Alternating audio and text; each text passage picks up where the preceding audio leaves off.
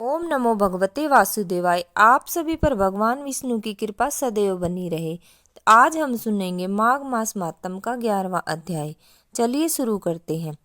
वह पांचों कन्याएं इस प्रकार विलाप करती हुई बहुत देर प्रतीक्षा करके अपने घर लौटी।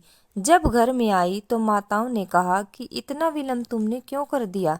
तब कन्याओं ने कहा कि हम किन्नरियों के साथ क्रीड़ा करती हुई सरोवर पर थी और कहने लगी कि आज हम थक गई हैं और जाकर लेट गई। वशिष्ठ जी कहते हैं कि इस प्रकार आस्या को छुपाकर वह विरह की मारी पड़ गई। उन्होंने घर में आकर किसी प्रकार की क्रीड़ा नहीं की। वह रात्रि उनको एक युग के समान बीती। सूर्य नारायण के उदय होते ही वह अपने आप को जीवित मानती हुई माताओं की आज्ञा लेकर गौरी पूजन करने वह कन्याएं वहां पर जाने लगी। उसी समय ब्राह्मण भी स्नान करने के लिए सरोवर पर आया। उसके आने पर कन्याओं ने वाह वाह किया। जैसे कमलिनी प्रातःकाल सूर्योदय को देखकर कहती हैं, उसको देखकर उनके नेत्र खुल गए और ब्रह्मचारी के पास चली गई। आपस में एक दूसरे का हाथ पकड़कर चारों तरफ से उसको घेर लिया और कहने लगी कि मूर्ख, उस दिन तू भाग गया था लेकिन आज नहीं भाग सकता। हम लोगों ने तुमको घेर लिया है। ऐसे वचन सुनकर बाहु पास में बंधे हुए ब्राह्मण ने मुस्कुरा कर कहा, तुमने जो कुछ कहा सो ठीक ही है, परंतु मैं तो सभी विद्याभ्यास और ब्रह्मचारी हूँ। गुरुकुल में मेरा विद्याभ्यास पूरा नहीं हुआ है। पंडित जी को चाहिए कि जिस आश्रम में रहे उसके धर्म का पालन करे। इस आश्रम में मैं विवाह करना धर्म नहीं समझता। अपने व्रत का पालन करके और गुरु की आज्ञा पाकर ही विवाह कर सकता हूँ, उससे पहले नहीं कर सकता। यह बात सुनकर वह कन्याएं इस प्रकार बोली जैसे वैशाख मास में कोयल बोलती है। वह कहने लगी कि धर्म से अर्थ और अर्थ से काम और काम से धर्म के फल का प्रकाश होता है। ऐसा ही पंडित लोग और शास्त्र कहते हैं। हम काम सहित धर्म की अधिकता से आपके पास आई हैं, सो आप पृथ्वी के सब भोगों को भोगिए। उस ब्राह्मण ने कहा कि तुम्हारा वचन सत्य है, किंतु मैं अपने व्रत को समाप्त करके ही विवाह कर सकता हूँ, पहले नहीं कर सकता। तब ये कन्याएं कहने लगी कि तुम मूर्ख हो। अनोखी औषधि, ब्रह्म बुद्धि, रसायन सिद्धि, अच्छे कुल की सुंदर नारियां तथा मंत्र जिस समय प्राप्त हो तभी ग्रहण कर लेनी चाहिए। कार्य को टालना अच्छा नहीं होता। केवल भाग्य वाले पुरुष ही प्रेम से पूर्ण अच्छे कुल से उत्पन्न स्वयंवर चाहने वाली कन्याओं को प्राप्त होते हैं।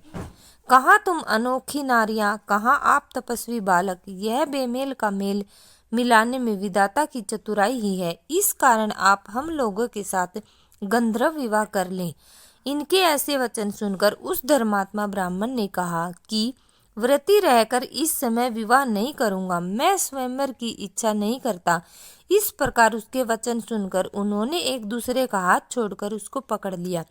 सुशील और सुसवरा ने उसकी भुजाओं को पकड़ लिया। सुतारा ने आलिंगन किया और चंद्रिका ने उनका मुख चूम लिया, परंतु फिर भी उसने क्रोधित होकर उनको शाप दिया कि तुम डायन की तरह मुझसे चिपटी हो, इस कारण पिशाचिनी हो जाओ। ऐसा श्राप देने पर उसको छोड़कर अलग खड़ी हो गई। उन्होंने कहा कि हम निरपराधियों को वृथा क्यों श्राप दिया। तुम्हारी इस धर्मज्ञता पर धिक्कार है। प्रेम करने वाले से बुराई करने वाले का सुख दोनों लोकों में नष्ट हो जाता है, इसलिए तुम भी लोगों के साथ पिशाच हो जाओ।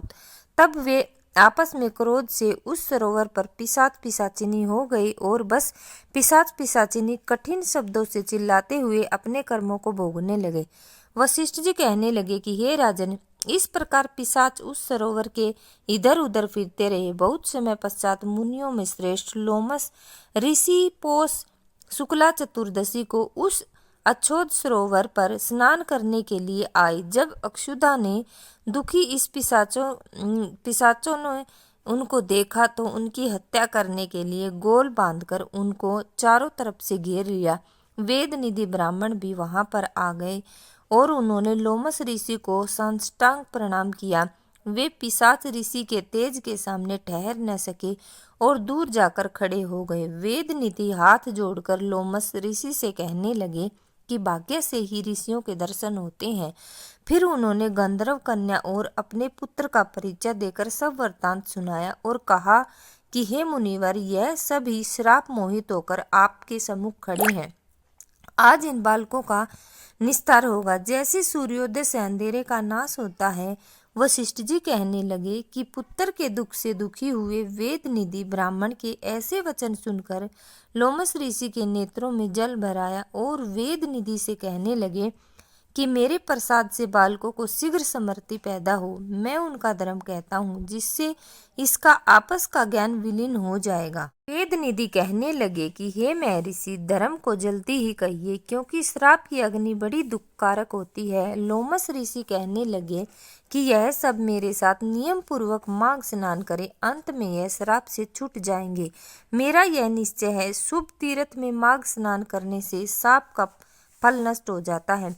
7 जन्मों के पाप तथा इस जन्म के पाप माघ में तीर्थ स्थान पर स्नान करने से नष्ट हो जाते हैं।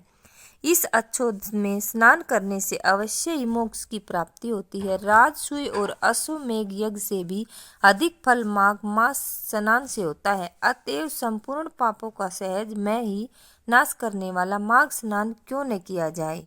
लोमस जी कहने लगे कि पूर्व काल में अवंती देश में वीरसेन नाम का राजा था। उसने नर्मदा के किनारे राजसूय यज्ञ किया और अश्वमेघ यज्ञ भी किए, जिनके खंभे सोने के बनाए गए। ब्राह्मणों को अन्न का बहुत सा दान किया और बहुत सी गाय, सुंदर वस्त्र और सोने के आभूषण दान में दिए। वह देवताओं का भक्त और दान करने वाला था। भद्रक नाम का एक ब्राह्मण, जो अत्यंत मूर्ख, कुलहीन, कृषि कार्य करने वाला, दुराचारी तथा अधर्मी था, वह भाई बंधुओं को त्यागा हुआ इधर उधर घूमता हुआ देव यात्रियों के साथ प्रयाग में आया और माघ में उनके साथ 3 दिन तक स्नान किया। वह 3 दिन में ही निष्पाप हो गया। फिर वह अपने घर चला गया। तो ये हमने सुना माघ मास मातम का 11वां अध्याय। वीडियो आपको कैसी लगी कमेंट में ज़रूर बताएं। वीडियो को लाइक और चैनल को सब्सक्राइब जरूर करें।